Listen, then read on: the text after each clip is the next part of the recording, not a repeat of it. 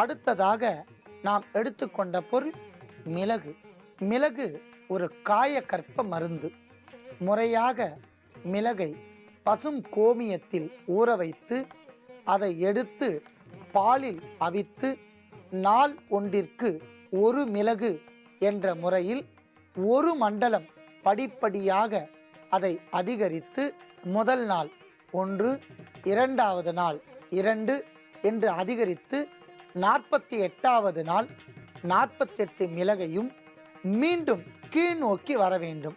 48, 47, 6, 5 என்று குறைத்து கொண்டே வந்து ஒன்றில் நிறுத்தி காயகற்பமாக சாப்பிட்டு வந்தால் நரை, திரை, மூப்பு இவையெல்லாம் விலகும்.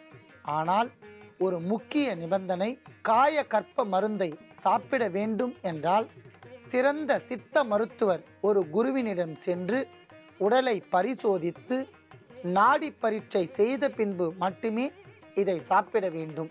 ஏனென்றால் எந்த அளவிற்கு நமது உடலை இது காப்பாற்றுகின்றதோ அதே அளவிற்கு பத்தியம் தவறினால் பல பக்க விளைவுகள் ஏற்படும். ஆகையால் முறையாக யோக அபியாசம் செய்கின்றவர்களுக்கும் வேத மார்க்கம் குரு மார்க்கத்தில் இருப்பவர்களுக்கும் மிளகு கற்பம் ஒரு அருமருந்து. சாதாரணமாக மிளகை நாம் ரசம் வைத்தோ உணவுகளிலோ சேர்த்து சாப்பிட்டு வந்தால் விஷத்தை நீக்கி கபால ஜன்னி என்கிற ஜன்னி நோய் வராமல் பாதுகாக்கும். தலைப்பகுதியில் தோன்றக்கூடிய நோய்களை போக்கும் என்பதால் நாம் மிளகையும் எடுத்து வைத்துள்ளோம்.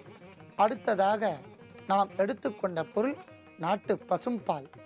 நாம் ஒவ்வொரு நாள் நிகழ்ச்சியிலும் நாட்டு பசும்பாலை பற்றி குறிப்பிடுகின்றோம்.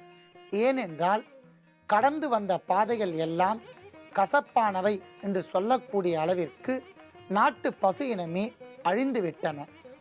இப்பொழுது இருக்கக்கூடிய பசும்பால் உயிரணுக்கள் அற்ற ஒரு பசும்பால். உயிரணுக்கள் இல்லாத பசும்பாலை நாம் குடித்து வந்தால் நமது உடலிலும் உயிரணுக்கள் குறையும், மலட்டுத்தன்மை ஏற்படும். கலப்பின பசுவை அறவே வெறுத்து நாட்டு பசுமாடை வீட்டிற்கு ஒன்று வளர்த்து வந்தால் பல நோய்களை போக்கிக் கொள்ளலாம். நாட்டு பசும்பால் கற்ப மருந்து அரைப்பதற்கு ஒரு அற்புதமான ஒரு பொருள். ஏனென்றால் இதில் அரைத்த மருந்தின் தன்மை இரட்டிப்பாகும், உடலுக்கு குளிர்ச்சி தரும், வெட்டை நோயை நீங்கும் என்பதால் நாம் நாட்டு பசும்பாலையும் எடுத்து வைத்துள்ளோம். அத்தனை பொருட்களையும் தனித்தனியாக எடுத்து வைத்துள்ளோம்.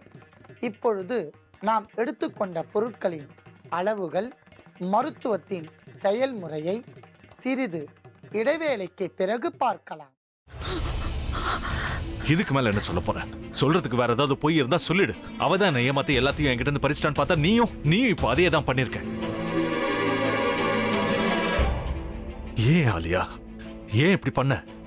இந்த உலகத்துல பாட்டிக்கு அப்புறம் நான் யார் மேலேயாவது உயிரியே வச்சிருக்கேன்னா அது ஊ மேலதான் உனக்கு தெரியாதா? ஏன் இப்படி பண்ண ஆலியா? உனக்கு காசு பணம் அவ்வளவு முக்கியமா போயிடுச்சு. அதுக்காக நம்ம உறவை கூட மறந்துடுவியா?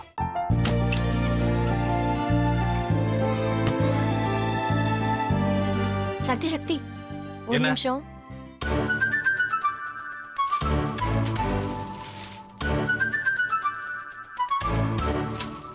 இந்தாங்க. என்ன இது? உங்களுக்கு பிடிச்ச பிராண்ட் செப்பல். இது என்ன நான் தலையில வச்சுட்டு தூங்கணுமா? சரி அது விடுங்க. இங்க பாத்தீங்களா டைம் பீஸ். இதோட அலாரம்க்கு தான் நீங்க டெய்லி எந்திரிக்கணும். அதெல்லாம் மொபைல்ல இருக்கு.